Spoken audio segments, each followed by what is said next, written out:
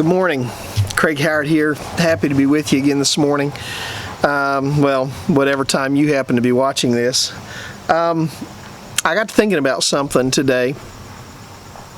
I got to thinking about how a pastor friend of mine had to make a serious choice. Earlier in his life, he had pastored part-time, but mostly he was in business, and he kind of developed a reputation. He developed a reputation as having one form of speech on Sunday and another form of speech the rest of the week. And people that knew him in church would see him out in business and see him out around, and he didn't use the same language. He would get angry at people. He would, just erupt at people in anger, and he would use foul language sometimes. And, it's hard for me to fathom how a person can sit in church and claim to know Christ and talk about how much they love the Lord, and then later on, be somewhere else and be a completely different person. To me, that just doesn't fit. But anyhow, he was applying for another church, and the church knew about this, and they said, if that's still the man he is, we don't want him. And he had to go before the church and acknowledge that he had been that man, and he had to acknowledge that he had been wrong, and had to acknowledge that something had to change, and that he apologized if he had hurt anybody, and that whole thing. Well, the point I'm making is the Bible tells us that what comes out of our mouth is very important. At one point in Proverbs, the Bible says that a person who speaks righteousness will prolong their life. Over in Proverbs chapter 10, verse 11, it says, the mouth of the righteous is a well of life, but violence covers the mouth of the wicked.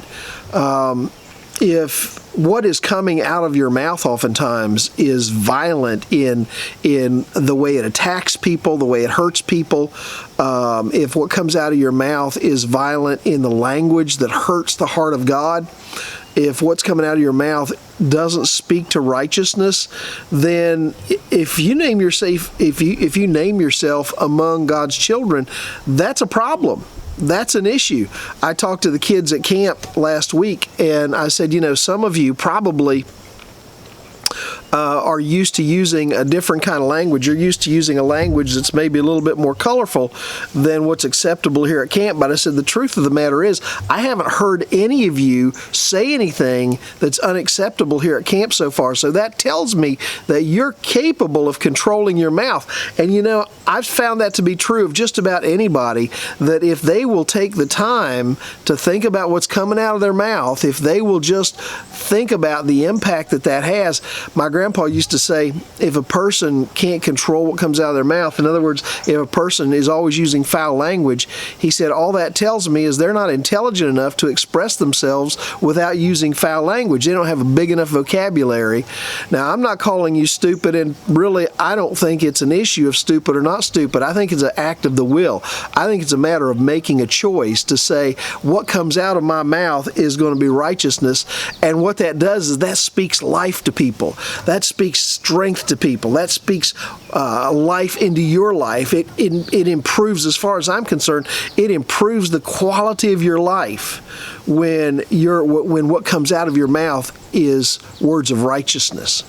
So I want to ask you to think about that today. As you go through your day, I want to encourage you. Today's going to be a beautiful day here in West Virginia. The birds are singing, the dogs are barking down the way. But today's going to be a good day. And I may be running back up to Camp Galilee later on today for a couple things. But I just want to encourage you today, regardless of what is happening in your life, speak righteousness. Let it be a well of life in your life. Don't let your mouth be a source of violence in either your life or the life of anyone else, because to do so brings violence into your life as well, and it damages the testimony of Jesus Christ. So I hope you have a great day today. I hope it's a day that's just filled with blessing, and I'll see you tomorrow, Lord willing. You have a great day.